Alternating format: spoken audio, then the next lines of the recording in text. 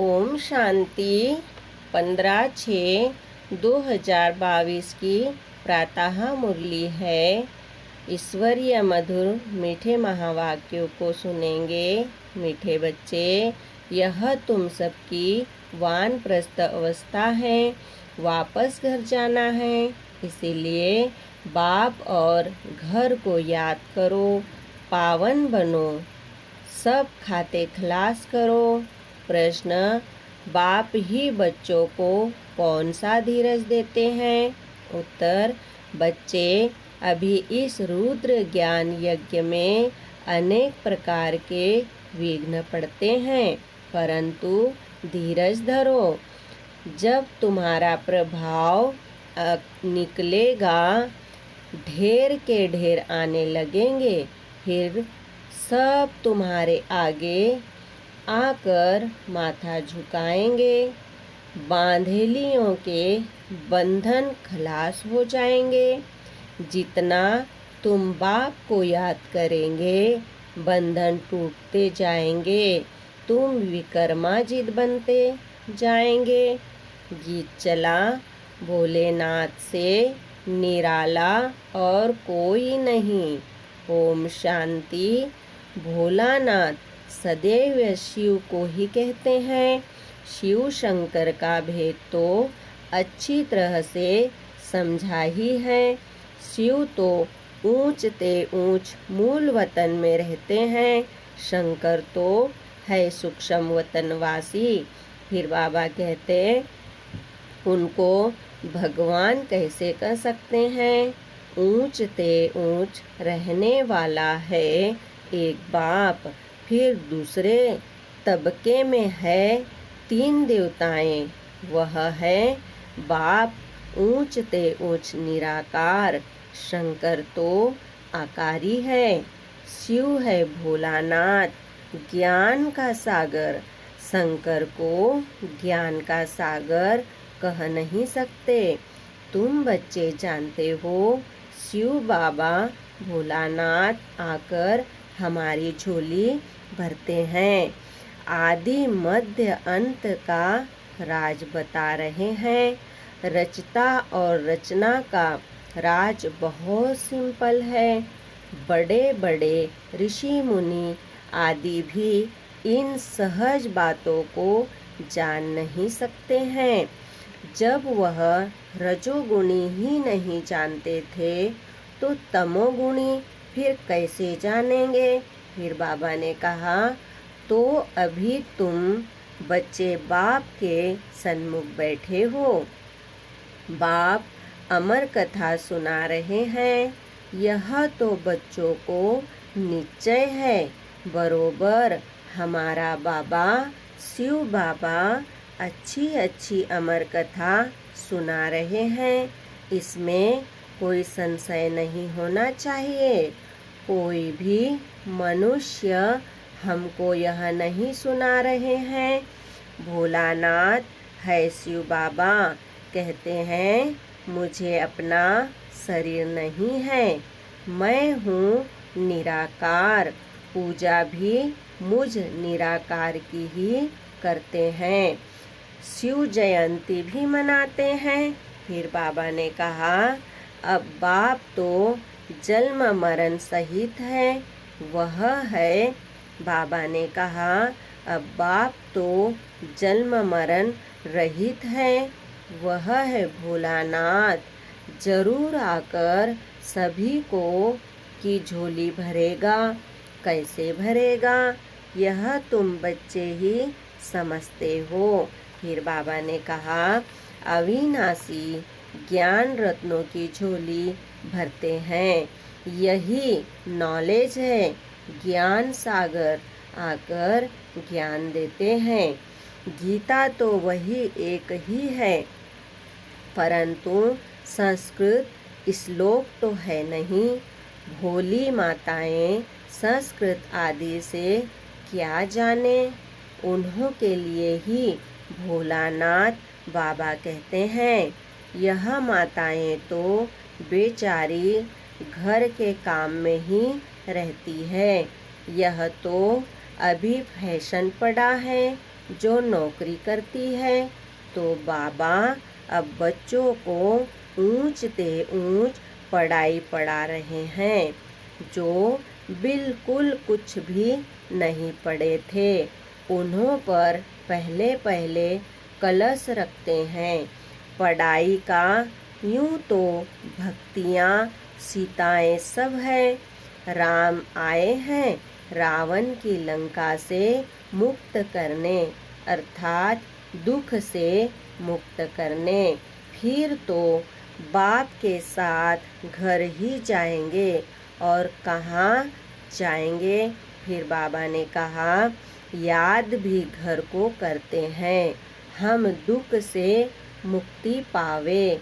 बच्चे जानते हैं बीच में किसको मुक्ति मिल नहीं सकती, सबको तमो प्रधान बनना ही है।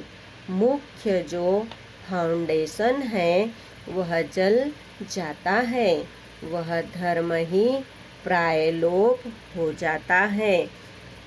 बाकी कुछ प्राय चित्र आदि जाकर रहते हैं। फिर बाबा ने कहा, लक्ष्मी नारायण का चित्र भी गुम हो जाए तो यादगार कैसे मिलेगा? बरोबर जानते हैं देवी देवताएं राज्य करते थे, उन्हों के चित्र भी अभी तक है। बच्चों को इस पर समझाना है। फिर बाबा ने कहा, तुम जानते हो लक्ष्मी नारायण बचपन में प्रिंस प्रिंसेस राधे कृष्ण थे, फिर महाराजा महारानी बने हैं। वह है ही सतयुग के मालिक। बाबा ने कहा, देवताएं कभी पतित दुनिया में पैर नहीं धर सकते। श्री कृष्ण तो है ही बैकुंठ का प्रिंस, वह तो गीता सुना न सके। भूल भी कितनी भारी कर दी है। कृष्ण को भगवान कहा नहीं जा सकता, वह तो मनुष्य है। देवी देवता धर्म का है। वास्तव में देवताएं ब्रह्मा विष्णु शंकर तो सूक्ष्म वतन में ही रहते हैं, यहाँ मनुष्य रहते हैं। फिर बाबा ने कहा, मनुष्य को सूक्ष्म वतनवासी नहीं कह सकते हैं। ब्रह्मा देवताय नमः, विष्णु देवताय नमः कह देते हैं ना, वह है देवी देवता धर्म। श्री लक्ष्मी देवी श्री नारायण देवता मनुष्य को ही 84 जन्म लेने पड़ते हैं। अभी तुम बच्चे जानते हो, असूल में हम देवता धर्म के थे। वह धर्म बहुत सुख देने वाला है, यह कोई कह न सके।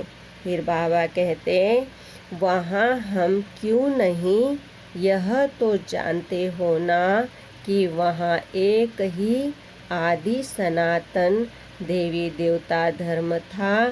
फिर बाकी और धर्म नंबरवार आते हैं। यह तुम बच्चे समझा सकते हो। यह अनादि बना बनाया खेल है।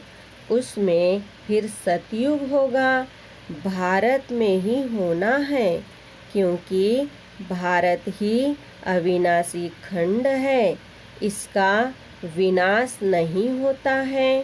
फिर बाबा ने कहा, यह भी समझाना पड़ता है, बाप का जन्म भी यहाँ होता है।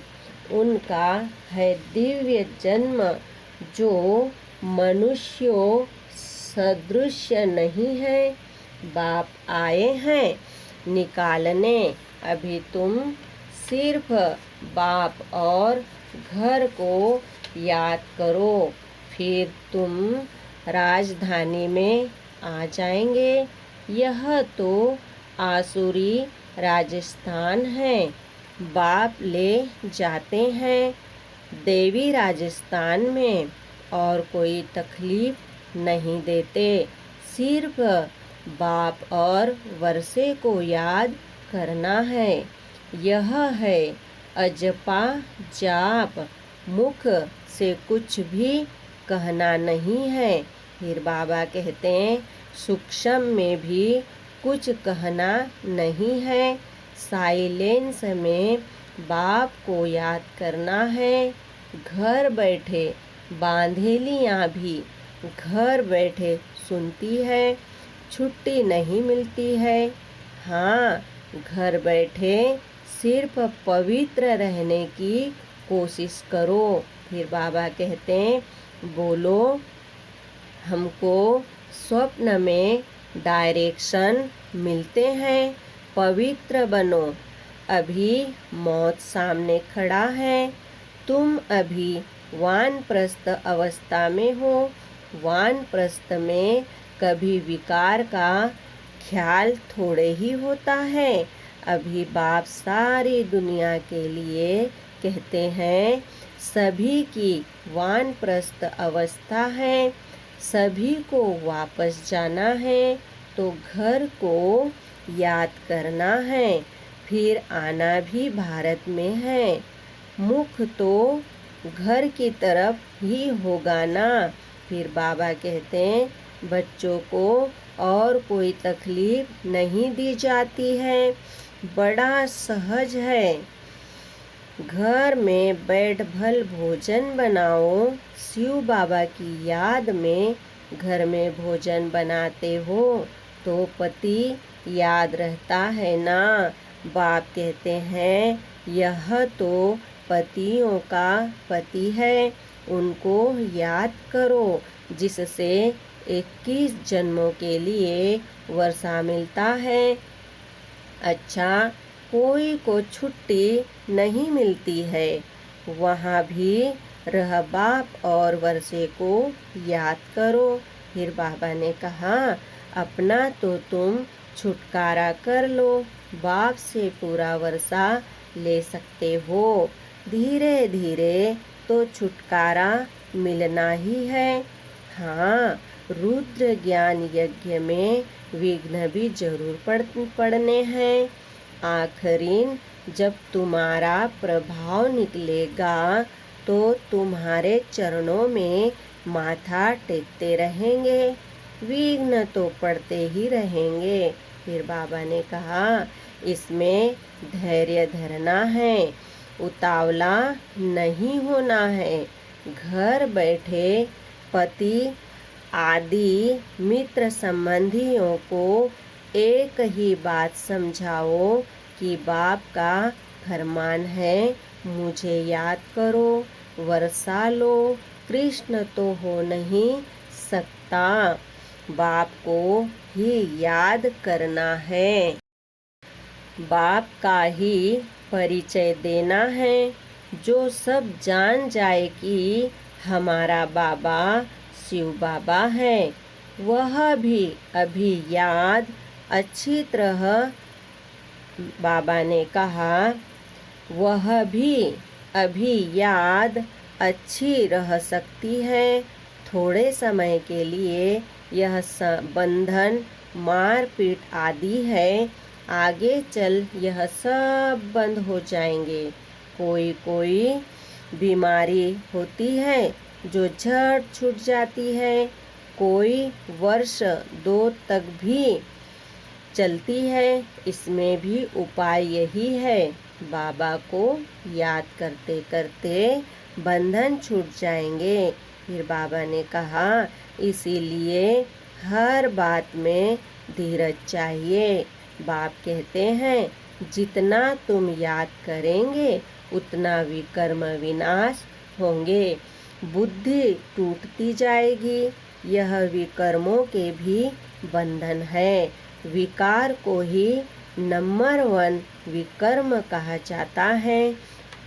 फिर बाबा ने कहा अभी तुम विकर्माजित बनते हो। विकर्माजित याद से ही बना जाता है। सभी खाते खलास हो जाएंगे, फिर सुख का खाता शुरू होगा। व्यापारियों के लिए तो बहुत सहज है। समझते हैं कि पुराना खाता खलास कर फिर नया शुरू करना है। याद करते रहेंगे तो जमा होता जाएगा, याद नहीं करेंगे तो जमा कैसे होगा। यह भी व्यापार है ना। बाप तो कोई तकलीफ नहीं देते हैं, धक्का आदि कुछ भी खाने का नहीं है। वो तो जन्म जन्मांतर खाते ही आए हैं। अभी सत्य बाप कितना अच्छी रीति समझाते हैं। गॉड ही सत्य बतलाते हैं, बाकी तो सब है झूठ। कंट्रास्ट देखो, बाबा क्या समझाते हैं और मनुष्य क्या समझाते हैं। यह है ड्रामा, फिर भी ऐसे ही होगा। अभी तुम जानते हो हम सद्गति को पाते हैं श्रीमत पर चलने से, नहीं तो इतना ऊंच पद नहीं मिलेगा।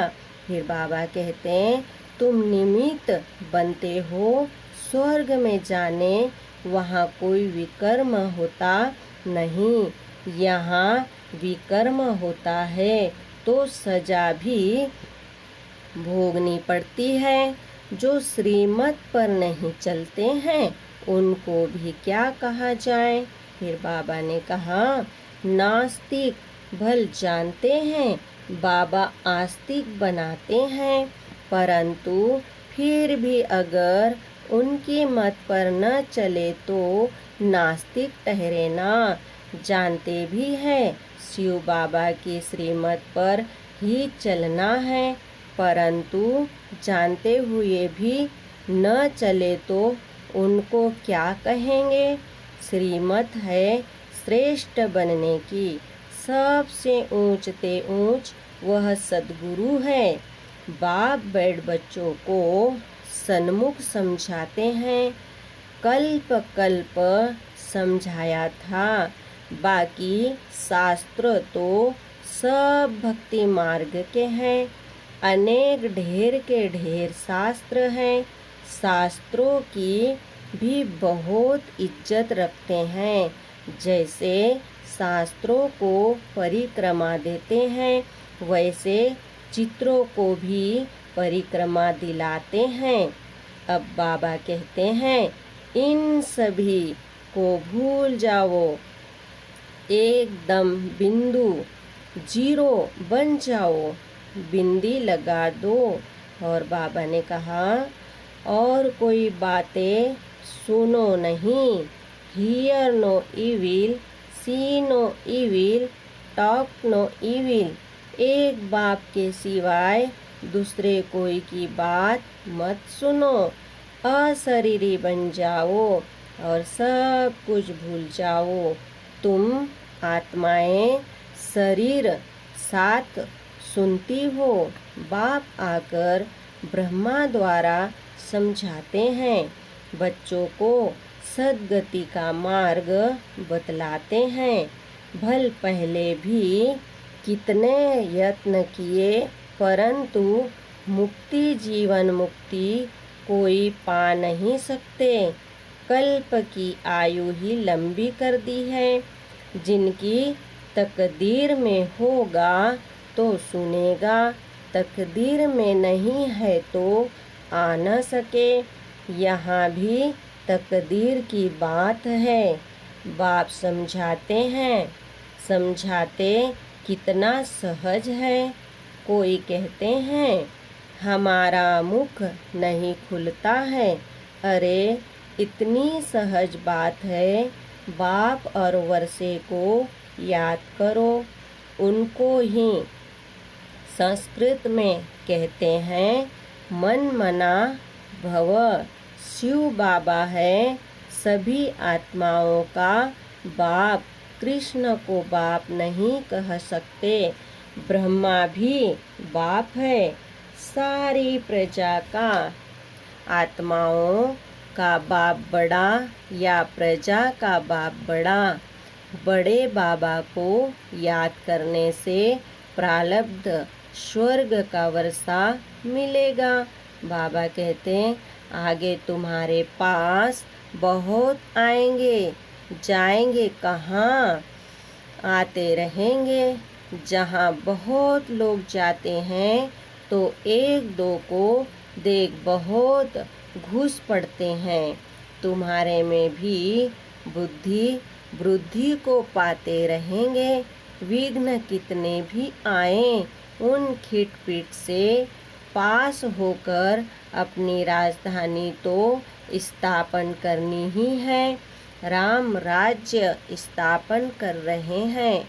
राम राज्य है नई दुनिया। तुम जानते हो हम अपने ही तन मन धन से भारत को स्वर्ग बना रहे हैं। श्रीमत पर कोई से पहले तुम यह पूछो परम पिता परमात्मा से तुम्हारा क्या संबंध है। प्रजापिता ब्रह्मा से क्या संबंध है। यह है बेहद का बाप। फिर है बिरादरियाँ एक से ही निकली हुई है ना। परमपिता परमात्मा ने प्रजापिता ब्रह्मा द्वारा सृष्टि रची है। फिर बाबा ने कहा अर्थात पतित से पावन बनाया है। दुनिया कुछ भी नहीं जानती। हम सो पूज्य हम सो पुजारी गाते हैं, परंतु वह फिर भगवान के लिए कह देते हैं। अगर भगवान ही पुजारी बने तो फिर कौन पूज्य बनावे। यह पूछना चाहिए। बच्चों को हम सो का अर्थ समझाया है। हम सो शूद्र थे, अब हम सो देवता बन रहे हैं। चक्र को याद कर सकते हो ना। गाया भी जाता है फादर सोज सन, फिर सन सोज फादर।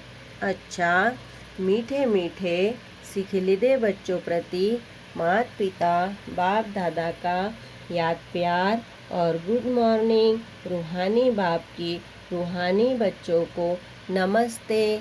हम रूहानी बच्चों की रूहानी बाप दादा को याद प्यार गुड मॉर्निंग नमस्ते। ओम शांति। धारणा के लिए मुख्य सार है। पहला पॉइंट, होशियार व्यापारी बन पुराने सब खाते खलास कर सुख का खाता शुरू करना है। याद में रह विकर्मों के बंधन काटने हैं। धीरज धरना है, उतावला नहीं होना है।